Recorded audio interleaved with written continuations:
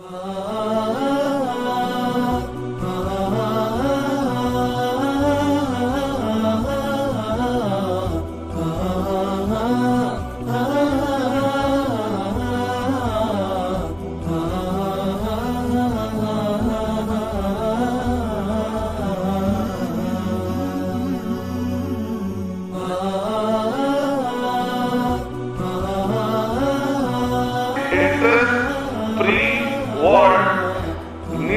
نان مسلم نے آ کر مجھ سے کہا ہم آپ سے وعدہ کرتے ہیں کہ آج سے ہم سودی سسٹم کو سپورٹ نہیں کریں گے. اللہ تعالیٰ ان کو اسلام کی بھی ہدایت دے دے.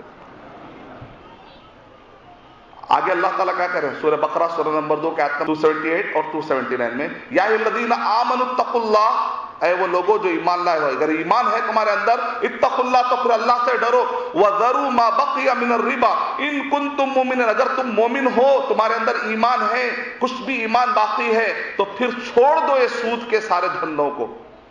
فإن لم تفعلوا، اور تم اگر ایسا نہیں کرو گے، فأذنوا بحرب من اللہ ورسولہ، پھر اللہ اور اس کے رسول سے جنگ کرنے کے لیے تیار ہو جاؤ.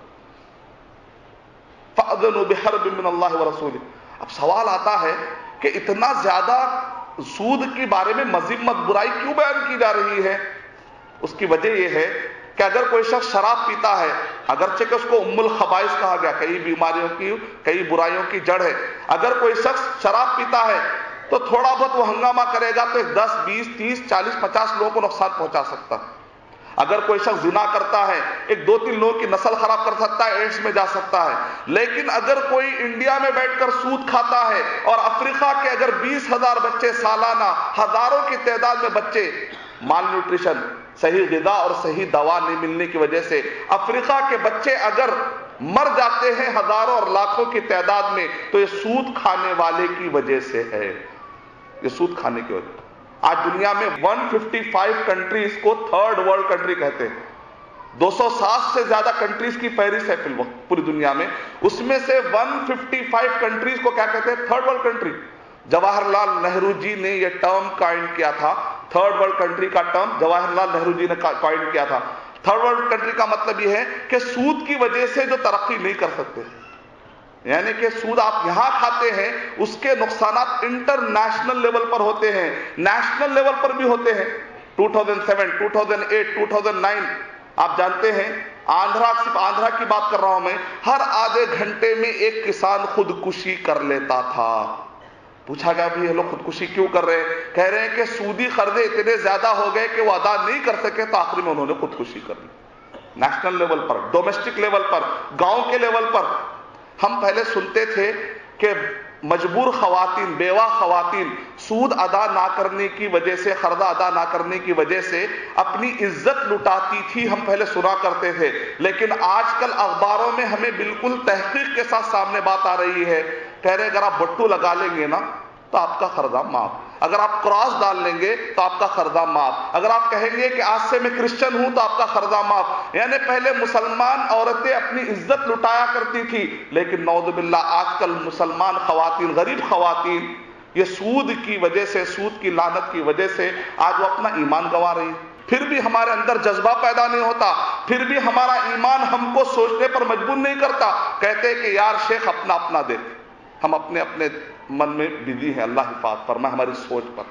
میں آپ کو 3 نقصانات بتاتا ہوں تاکہ آپ کسی بھی غیر مسلم کو گفتگو میں سمجھائیں تو انشاءاللہ آپ کو مدد ملے گی. پہلا نقصان سود کا اسٹیٹسٹک کی روشنی میں آپ کو بتاؤں گا، میں شماریات کی روشنی میں، تاکہ یہ حدیثیں سمجھنے میں بھی آپ کو مدد مل جائے کہ اللہ تعالیٰ کہہ رہے ہیں کہ میں سود کی اکانومی کو مار کر رہوں گا.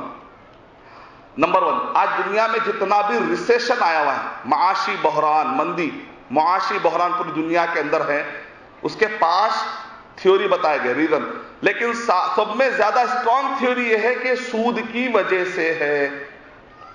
سود کی وجہ سے. آپ کو معلوم ہے معاشی بحران میں کیا ہوا؟ 2008 2009 میں پیک پر تھا یہ نقصان.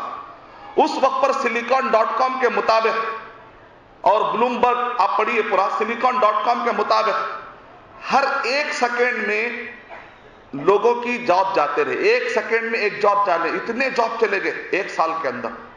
بڑے بڑے گھرانے کے لوگ، بڑی بڑی کمائی کرنے والے آن کے آن مسکراتے چہرے غم میں تبدیل ہو گئے. کئی فیملیز جو اپنے آپ کو شریف الحمدللہ ان کا معاشرے میں ایک بہت بڑا مقام تھا، اچانک نقصان اتنا آیا معاشی بحران کا کہ وہ سودی قرض ادا نہیں کر سکے۔ یو اے ای کی جیلوں میں آج تک بھی سڑ رہے ہیں، انڈیا کی جیلوں میں سڑ رہے، شریف گھرانوں کی بات کر رہا ہوں جن کو کوئی جیل نہیں لے جا سکتا تھا، لیکن چیک اتنے زیادہ باؤنس ہوئے، اتنے زیادہ سودی قرضے آؤٹ آف کنٹرول ہو گئے کہ آخری میں بڑے بڑے لوگوں کو جیل کی سلاخوں کے پیچھے جانا پڑا۔ کسی نے سوسائڈ کر لیا، کوئی ڈپریشن میں چلا گیا، اور کوئی شیزوفرینیا کا مریض بن گیا۔ کارڈیالوجسٹ سے جا کر پوچھئے کہ 2008 سے لے کر اب تک کتنے زیادہ کارڈیاک یعنی کہ پیشنٹ زیادہ بڑھ چکے ہیں۔ سائیکیٹرسٹ سے جا کر پوچھئے 2008 سے لے کر آج تک کتنے زیادہ مریض آگے بڑھ چکے ہیں، کتنے ڈیورس ہو چکے ہیں، کتنے فیملی ٹوٹ چکے ہیں۔ اس کے باوجود بھی مسلمان تحریک برپا نہیں کرتا۔ پہلا نقصان میں نے آپ کو بتایا ریسیشن۔ دوسرا نقصان انفلیشن کا مطلب ہوتا ہے مہنگائی۔ تیسرا نقصان بڑا اہم ہے، کسی بھی پڑھے لکھے غیر مسلم کو سمجھانے کے لیے بڑی آسانی کا سمجھے گا۔ اور بمبئی کے اندر لاسٹ ایئر میں نے جب بیان دیا تو یہاں کے ٹیکنالوجی یونیورسٹی کے جو پرنسپل ہیں انہوں نے کہا کہ ابھی تک میں مسلمانوں کو سمجھتا تھا کہ وہ سود کو خواہ کے بیان کر رہے ہیں، بیوقوف لوگ ہیں، لیکن میں اسٹیٹسٹکس سن کر اب کہہ سکتا ہوں کہ اسلام میں سود جو حرام کیا گیا نا اس کی بہت بڑی لاجک ہے، زبردست کی ریزننگ میں مانتا ہوں، میں مدنی صاحب کی بات کو مانتا ہوں۔ کیا پوائنٹ ہے تیسرا؟ سود کی وجہ سے مال پورا جام ہو جاتا ہے، مال جام ہو جاتا ہے۔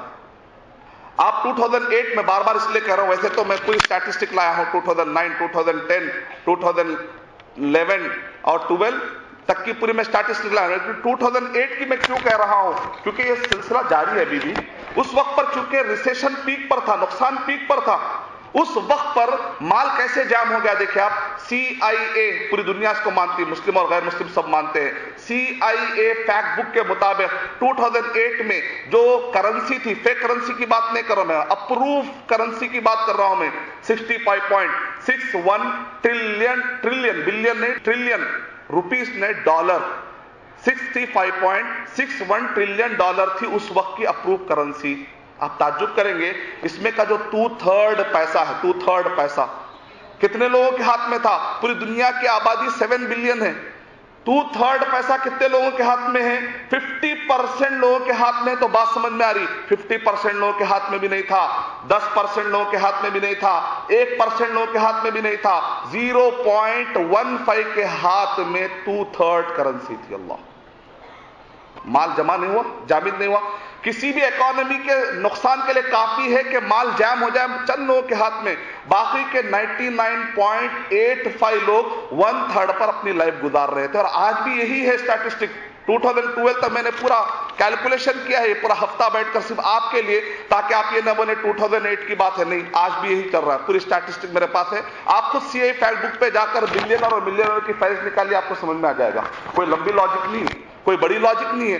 بلینرز اور ملینرز ٹریلینرز کو الگ کر دیجئے، آپ کو سمجھ میں آ جائے گا دنیا میں کتنے کیا ہو رہا، مال جمع ہو گیا۔ اللہ تعالیٰ قرآن مجید میں ارشاد فرما رہے ہیں، سورہ حشر سورہ نمبر 59 کے آیت نمبر 4، 5 اور 6 میں، کہ لا یکون دولۃ بین الاغنیاء منکم، ایسا سسٹم مت بناؤ کہ مال صرف چند لوگوں کے ہاتھ میں رہ جائے اور باقی کے لوگ تکتے رہیں، ایسا سسٹم مت بناؤ۔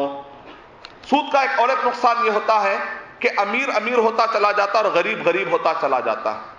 مثال کے طور پر 2008 کی بات کریں گے، R B I reserve bank of India, India نے کتنا قرضہ لیا، میں پورے ہر سال کتنے انڈیا نے قرضہ لیا پورا اس کے اندر موجود ہے، آپ خود بھی جا کر ریزرو بینک آپ دیکھ سکتے ہیں۔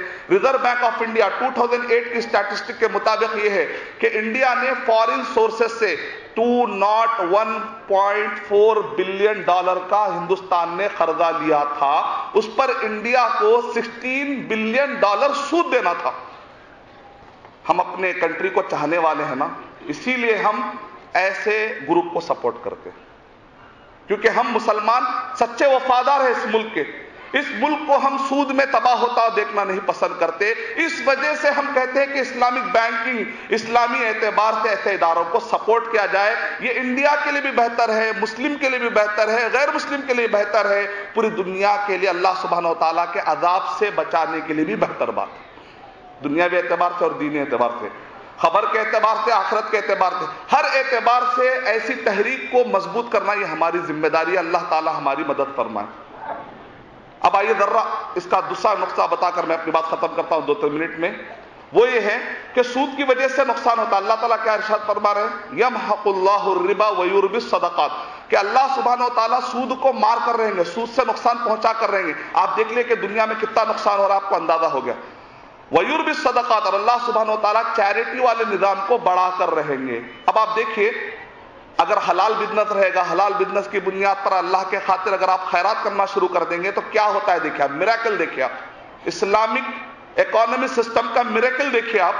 لوگ کہتے ہیں آج کے دور میں اسلام نہیں چلتا. عمر بن عبدالعزیز رحمۃ اللہ علیہ نے 3 بر اعظموں پر بغیر سود کے 3 بر اعظموں کو خلافت کے ذریعے سے چلا کر بتایا. ہم کہتے ہیں کہ دنیا نہیں چلتی، انہوں نے تو 3 بر اعظم چلا دیے.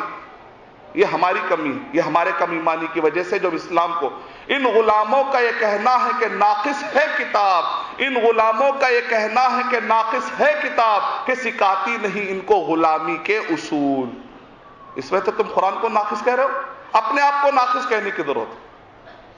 وہ 313 تھے تو لرزتا تھا زمانہ، وہ 313 تھے تو لرزتا تھا زمانہ، آج ہم کروڑوں ہیں غلامی کے حوالے. وجہ کیا ہے؟ ہماری کم علمی اور کم ذہنیت اور کم ایمان اور کم سوچ کا نتیجہ ہے. ورنہ اسلام میں کوئی کمی نہیں. مسلمان کمزور ہو سکتا ہے، مسلمان کا زوال ہو سکتا ہے، لیکن اسلام کا کبھی زوال نہیں ہو سکتا. اسلام ہر دور میں سلوشن دینے کے قابل ہے الحمدللہ. اللہ تعالی ہم کو پکا مسلمان بنائے تاکہ ہم اسلام سے خود بھی فائدہ اٹھائیں، لوگوں کو بھی فائدہ پہنچائیں. اس چیریٹی کے نظام میں کیا اسٹیٹسٹک ہے؟ دیکھیں اسلام میں جو زکوٰۃ کا سسٹم ہے، اگر آسمان سے بارش ہو، کھیتی ہو، تو کہتے ہیں 10واں% دینا چاہیے. اور اگر نل کے ذریعے سے، پائپ کے ذریعے سے آپ پانی کا بندوبست کرتے ہیں تو 5% دینا چاہیے. اگر وہ سونے اور چاندی کا نصاب ہو جاتا ہے، سال گزر جاتا ہے، تو کہا جاتا ہے کہ آپ کو 2.5% دینا پڑے گا. دیکھیں اس کا میریکل دیکھیں آپ. اگر یہ دنیا کے جو 0.15 لوگ جو دنیا میں ہیں، جن کے پاس 2/3 پیسہ رکھا ہوا ہے، اگر یہ لوگ اپنے مال میں کا 10% صدقہ نکال دے، زکوٰۃ نکال دے، 10% چیریٹی کر دے اگر یہ، تو دنیا کے 155 کنٹریز کے سود قرضے سب ادا ہو جائیں گے. میریکل. اگر یہ اپنے مال میں کا 5% نکال دیں گے تو 133 کنٹریز کے سود قرضے سب ادا ہو جائیں گے. اگر یہ اپنے مال میں کا 2.5% نکال دیں گے تو بلو پاورٹی لائن. بلو پاورٹی لائن کس کو کہتے ہیں؟ سونے سے پہلے کچھ نہ کچھ کھانے کے لیے مل جاتا ہے، لیکن دنیا میں ایسے کئی فیملی سے لاکھوں کی تعداد میں جو بھوکے سو جاتے ہیں، ان کو کھانے کے لیے کچھ نہیں ہوتا ہے. ان کو کہتے ہیں بلو پاورٹی لائن. پاورٹی لائن سے بھی بالکل بلو ہے. اگر 2.5%، اگر یہ لوگ، یہ جو بلینرز اور ملینرز اپنے مال میں کا صرف 2.5% نکال دے تو سال بھر کے لیے بلو پاورٹی لائن ابو پاورٹی لائن ہو جائے گی. ایک آیت کی میں نے تشریح کی ہے، میں نے تو صرف ایک آیت کی تشریح کی. اگر میں 6666 آیتوں کی تشریح کرتا رہوں گا تو اسلام کی حقانیت پر صرف ہم کہیں گے سبحان اللہ سبحان اللہ، لیکن جب تک ہم اس کو تطبیق نہیں دیں گے، جب تک ہم اس کو اپلائی نہیں کریں گے. ایک آدمی اگر دودھ میں شکر ڈالتا ہے پھر پیے گا تو اس کو میٹھا نظر نہیں آئے گا، اس کو کیا کرنا پڑتا ہے؟ اچھا ہلانا پڑتا ہے، تب جا کے شکر کیا کرتے ہیں؟ دودھ میں گھلتی ہے. صرف مسلمان بول لینے سے کافی نہیں ہوتا، اس اسلام کو اپنے زندگیوں میں اپلائی کرنا پڑے گا. اس شکل میں محنت کرنا پڑے گا، اور یہ محنت کرنے کے لیے ٹینشن آئے گا، یہ محنت کرنے کے لیے آپ کو 10 جگہ سے تانے آئیں گے، یہ محنت کرنے کے بعد آپ کو اچھا کرنے کے بعد لوگ اچھا بولنا آپ کے لیے شاید مشکل، لوگ اچھا آپ نہیں سن پائیں گے، ہو سکتا تانے سنیں گے، ہو سکتا حسد سنیں گے. تو گھبرانا نہیں ہے، یہاں پر آپ کو پاور آف اخلاص بچائے گا. پاور آف اخلاص کیا ہے؟ آپ کس کے لیے کریں؟ اللہ کے لیے. پبلک کیا بولتی؟ چھوڑ دیجئے. پاور آف اخلاص. اگر پاور آف اخلاص پیدا ہو جائے گا تو کبھی ڈپریشن نہیں آئے گا انشاءاللہ. میں اللہ تعالیٰ سے دعا کرتا ہوں کہ اللہ سبحانہ و تعالیٰ ہمیں پاور آف اخلاص عطا فرمائے، پاور آف تقوی عطا فرمائے، پاور آف توکل عطا فرمائے، اور اللہ سبحانہ و تعالیٰ ہمیں تطبیقی طور پر پریکٹیکلی اسلام کو ایسا نافذ کرنے والا بنائے کہ جس کی وجہ سے مسلم اور مسلم بلکہ غیر مسلم بھی اس سے فائدہ اٹھائے. آمین وآخر دعوانا الحمدللہ. جزاک اللہ خیر. یہ تھے شیخ ارشد بشیر مدنی، جو ماشاءاللہ ملیشیا جا کر اسلامک بینکنگ پر آپ نے ریسرچ بھی کیا ہے الحمدللہ، اور سودی نظام کو کس طریقے سے مٹایا جا سکتا ہے اس کے اوپر بھی ماشاءاللہ آپ نے بہت سارا ریسرچ کیا ہوا ہے الحمدللہ. اور اس ٹاپک کے اوپر آپ کے ماشاءاللہ مختلف بیانات بھی موجود ہے یوٹیوب پہ الحمدللہ.